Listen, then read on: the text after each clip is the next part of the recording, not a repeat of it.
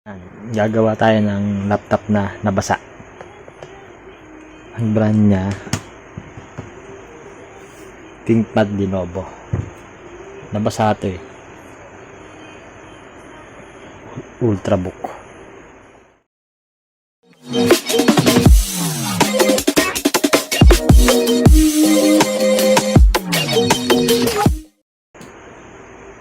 Nabasa dito yan sa keyboard. Ngayon, sabi ng may-ari, hindi daw nag-on. So, bubuksan natin to. Tingnan natin kung ano yung mga piyesang nadamay. Juice yung natapon dito. Check muna natin yung charger kung may supply.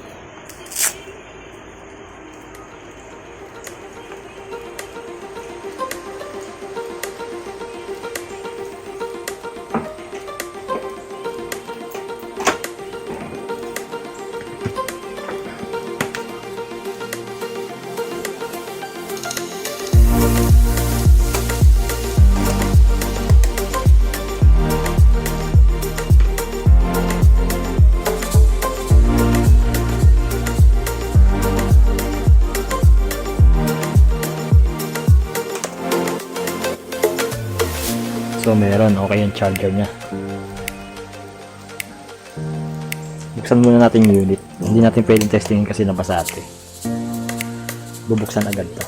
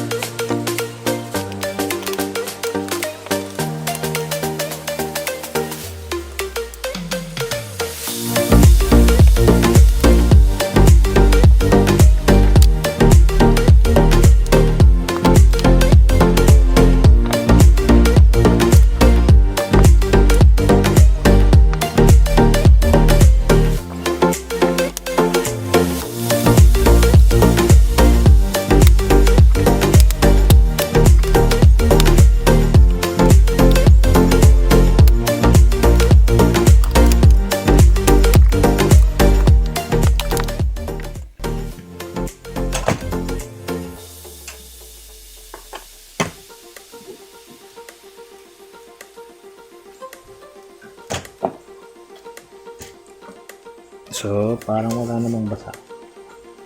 Ito. May konting basa na tira.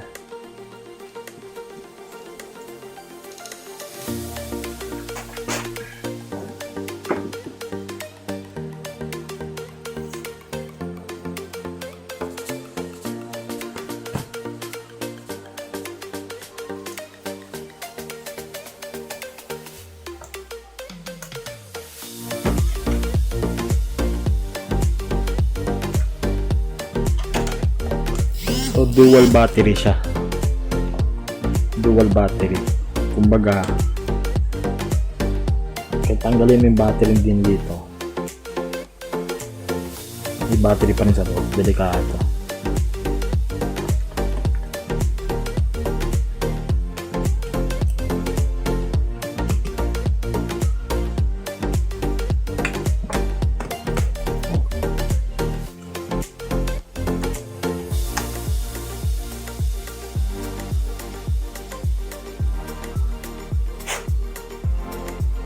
Ito, may battery pa siya.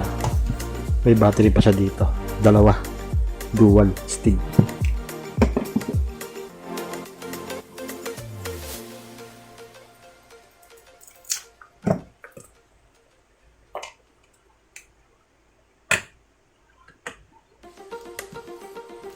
So, kailangan tanggalin lahat ng piyesa para makita natin.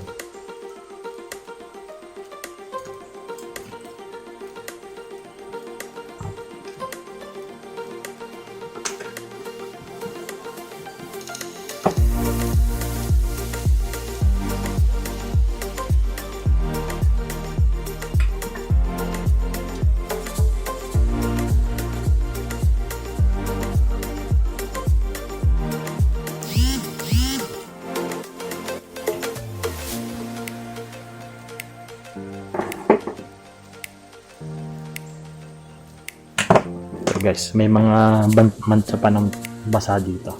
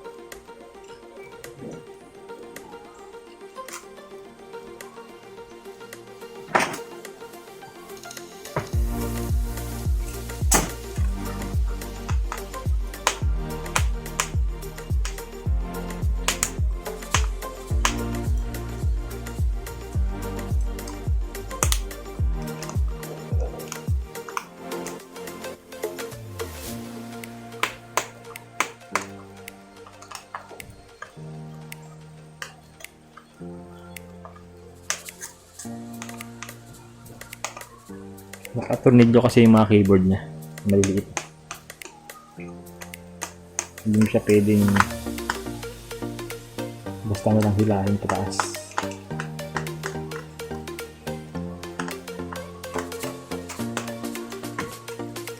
Kaya pag hindi alam kalasin to, ako, durog to.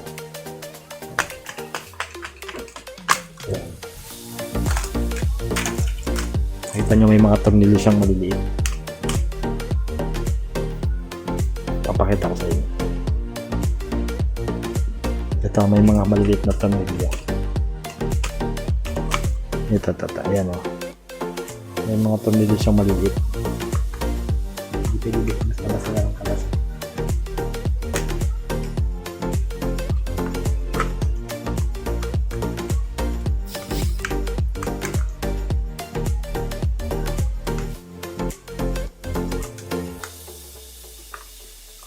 Ayan, okay na. Okay na ba?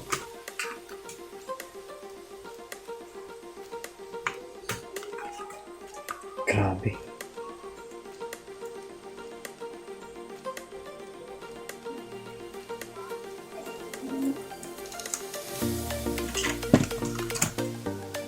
So, nabasa. Mati ng board.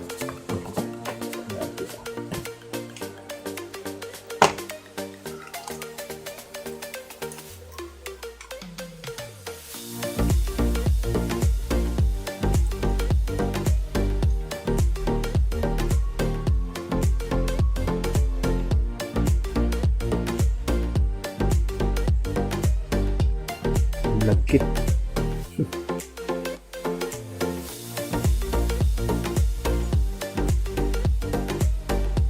Yan. Lagkit. Sobrang lagkit. may basa-basa yung board niya.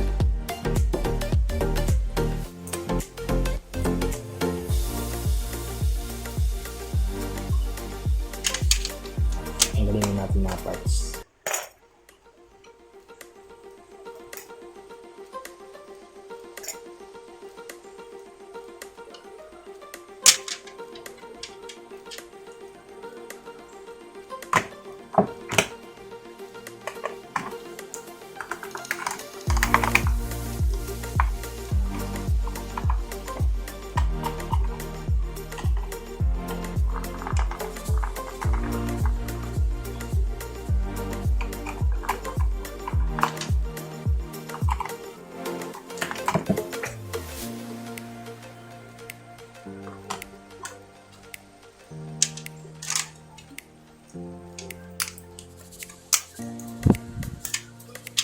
So sa processor parang wala namang pumasok na tubig. Okay naman siguro ito kasi silyado.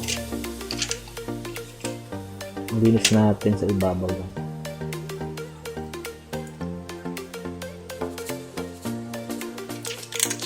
Wala rin dito.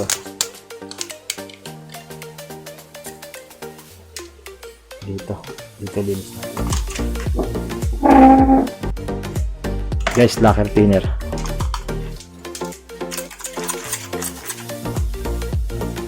May brush. Doon ko na sa labas mag-brush yun kasi makalat.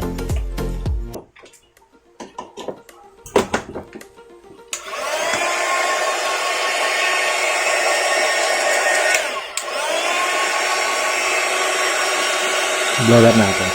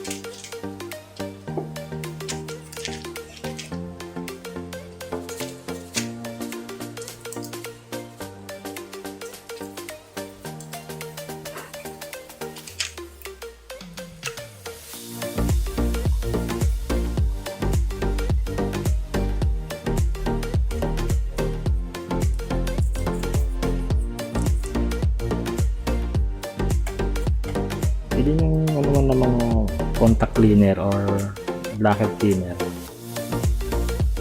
Tapos punas-punasan nyo para matuyo agad. Pero hindi naman yan nagano ng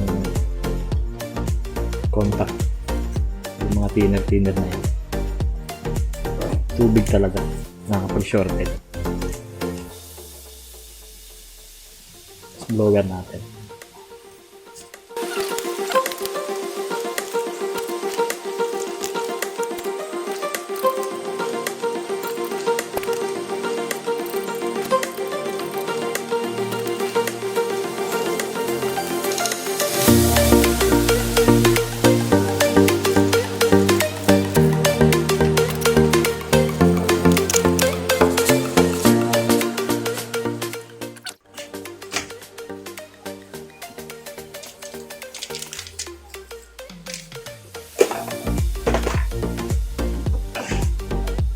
Okay, nablower na natin.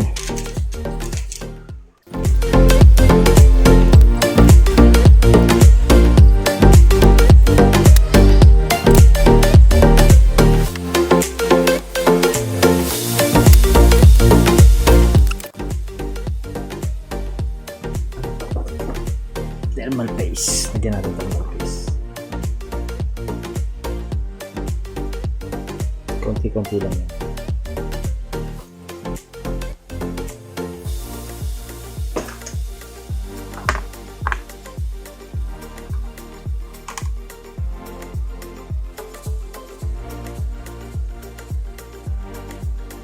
Ito pala, linisin natin.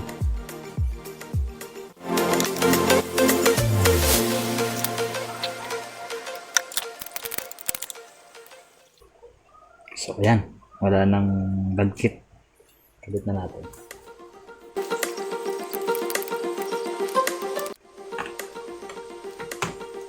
Check muna natin pala yung mouse pad, touchpad, para nabasa din.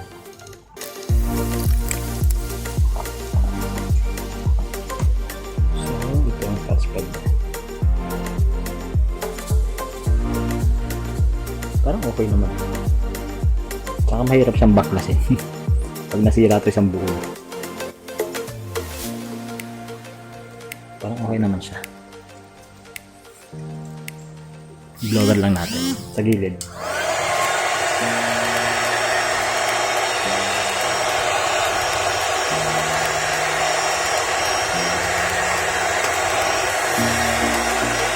Ayan. Ginagawa natin dito, pinapatuyo lang natin siya. Yung mga pyesa, kailangan kalasin para matuyo.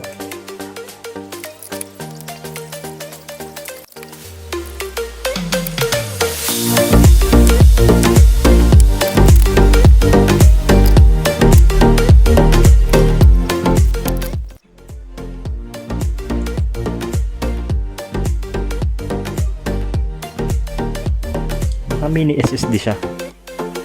Mini SSD.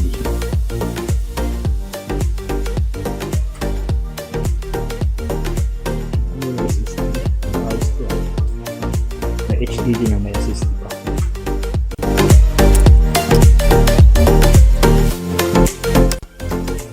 Ayan, kakapit na natin ang motherboard. Saka tayo mag-troubleshoot kapag hindi ito nag-on. Pwedeng may nadamay.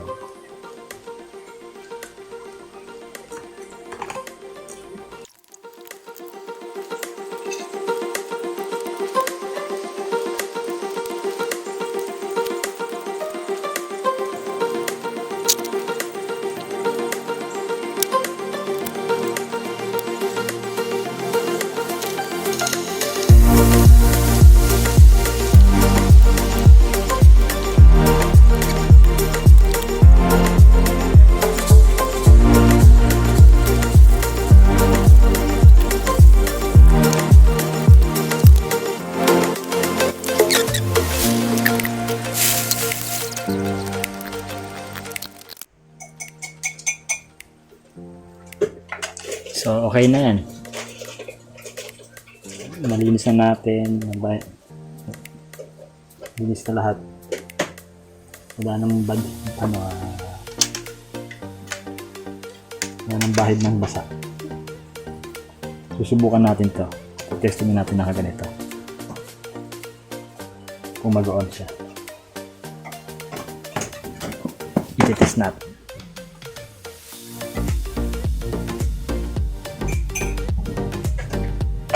Hindi na natin kakabit yung cable.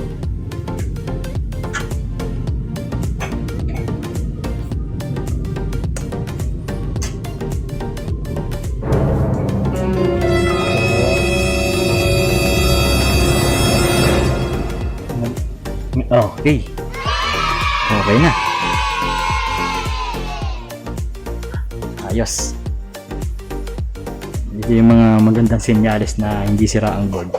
Hindi nadamay sa pagkabasa niya. Off muna natin ulit. Kabit na natin yung ibang parts.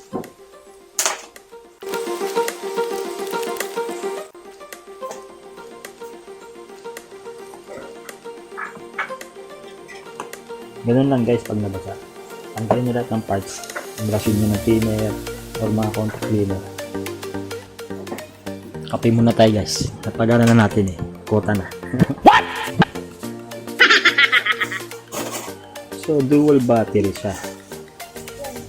Ang galing din eh. Ito pag nalobat tong isa naman. Try natin kabit yung HDD. May OS.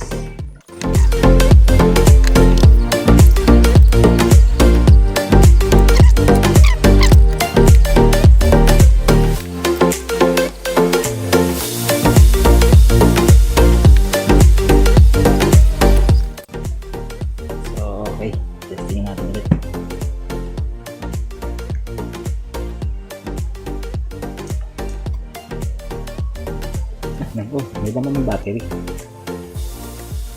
Okay, nandun siya.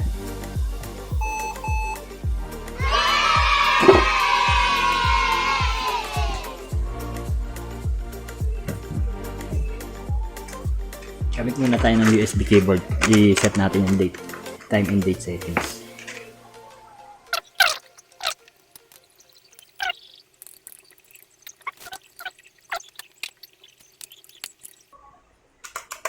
Okay, check natin.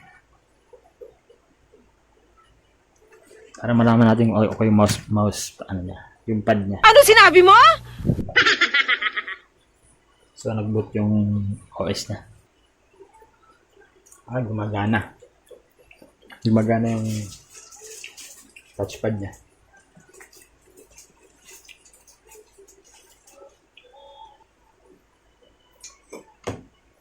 Okay to. Okay yung hard disk, okay yung board. Kakabit na natin. Ito lang keyboard panghuli natin.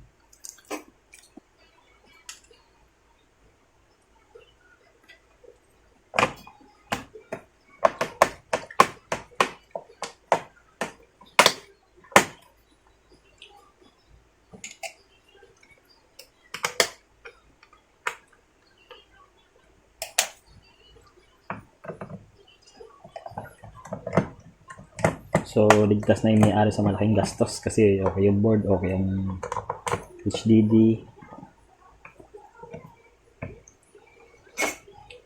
Sa keyboard na lang.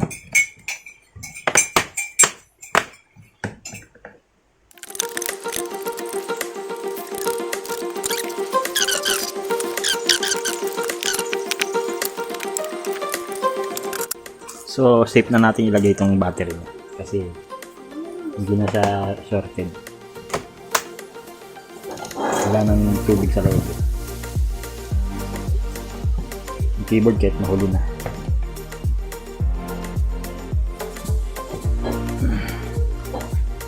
Okay.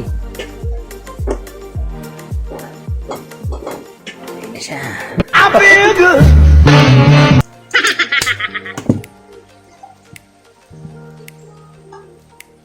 So ayan. Mag-boot na ng Windows.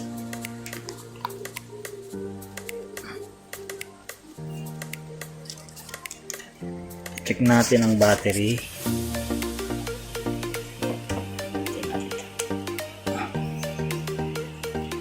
Ito battery niya. Okay naman. Tingnan natin kung nag-charge.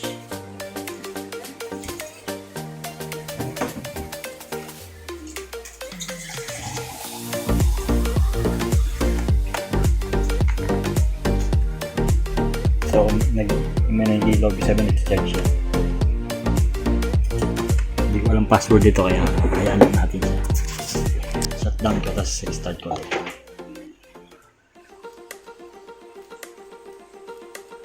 So, ayan, nag-charge siya. May indicator ng parang nakasaksak. Ayan, pag tinanggal ko yan, mawala yan. Tinanggal ko yung charger. Nawala. Tapos kabit ko ulit. Okay, linisin natin yung keyboard.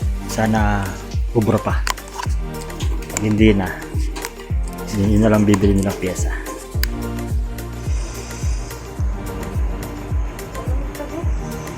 So, nalinis ko na yung keyboard.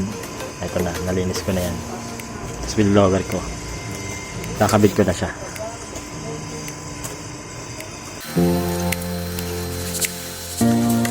Test muna natin kung gumagana na lahat. Test natin. Pagpapagin ko na yung password sa nangyari.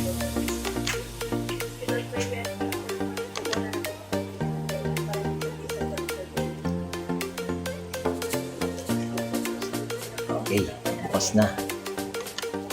Test natin sa WordPad.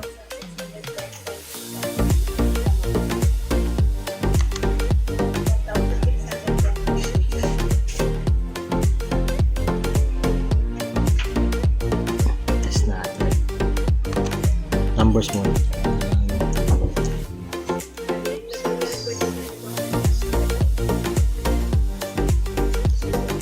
Gumagana. Backspace. Gumagana rin. Letters.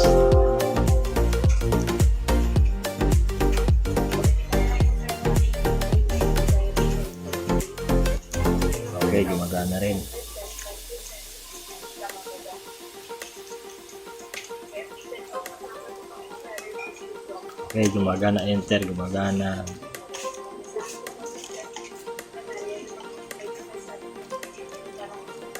Shift. Okay, gumagana. Caps lock. Gumagana. Up and down. Gumagana rin.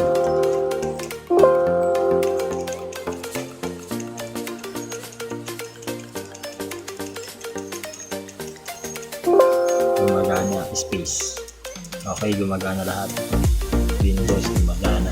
Okay na siya. Hindi siya nasira. Nadaan pa sa linis. Matinding linis ginawa ko.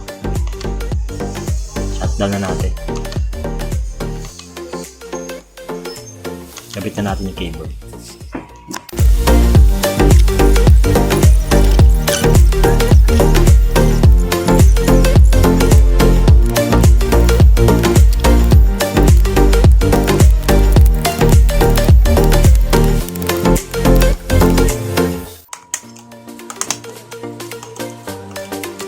Okay, test ulit natin.